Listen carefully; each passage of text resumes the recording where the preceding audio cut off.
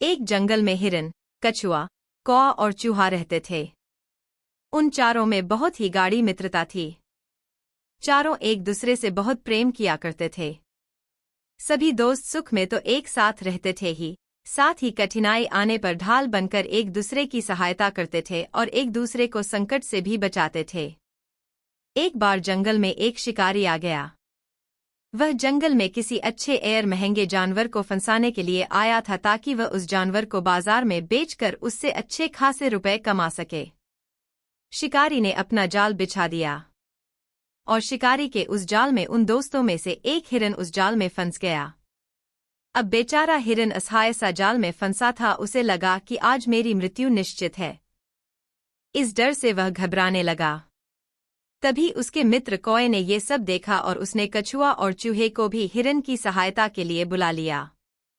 कौए ने जाल में फंसे हिरन पर इस तरह चोंच मारना शुरू कर दिया जैसे कौए किसी मृत जानवर की लाश को नोच कर खाते हैं।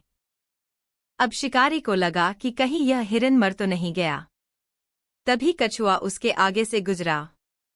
शिकारी ने सोचा हिरन तो मर गया, इस कछुए को ही पकड़ लेता हूँ।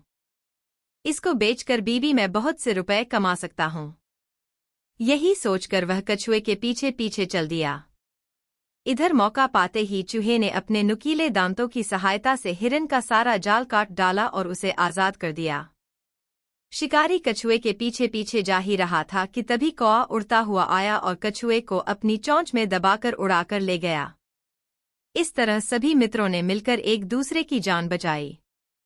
शिकारी वहां देखता ही रह गया और निराश होकर वहां से चला गया।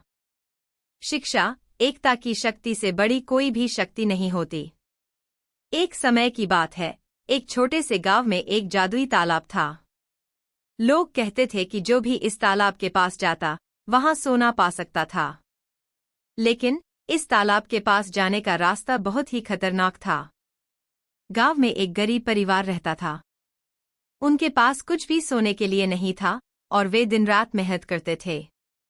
उनके छोटे से बेटे का नाम रामू था। वह भी अपने माता पिता की मदद करता और उनके साथ अपने सपनों की पूर्ति के लिए प्रयास करता था। एक दिन रामू ने जादुई तालाब के बारे में सुना। वह जानने के लिए उत्साहित हुआ कि क्या यह सच है।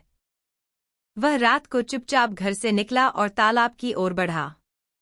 तालाब के पास पहुंचकर उसने एक चमकती हुई प्रकाश की ओर ध्यान दिया। जैसे ही वह पानी में गिरा, वहां से निकलकर वह देखा कि उसके हाथों में सोने की रश्मियां हैं। उसने जल्दी से सोना बचाया और वापस घर की ओर रवाना हुआ। उसने अपने माता पिता को सोने की रश्मियों की खबर दी और उन्होंने उसे बधाई दी। लेकिन रामू को पता था कि वह सोना जादुई तालाब से प्राप्त किया था और उसके पास यह सोना असली नहीं था। वह यह सोचता रहा कि क्या उसे यह सोना अपने माता पिता को बताना चाहिए या नहीं। उसने फिर सोचा कि जादू अच्छा नहीं होता और इस सोने की जादुईता उसके जीवन को नुकसान पहुंचा सकती है। तब उसने निर्णय लिया कि वह इस सोने को तालाब में वापस ले जाएगा ताकि कोई और इसे गलत तरीके से उपयोग न कर सके। उसने रात के समय फिर से तालाब की ओर रवाना हुआ और सोने को तालाब में ले जाकर उसे वापस डाल दिया।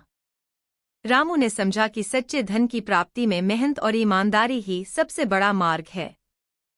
उसने अपने दोस्तों और गांव वालों को भी इस बारे में समझाया। उसके बदले वे भी अब अपनी मेहनत और ईमानदारी से सफलता की ओर बढ़ रहे थे। इस कहानी से हमें यह सीखने को मिलता है कि जादू से नहीं, बल्कि मेहनत और ईमान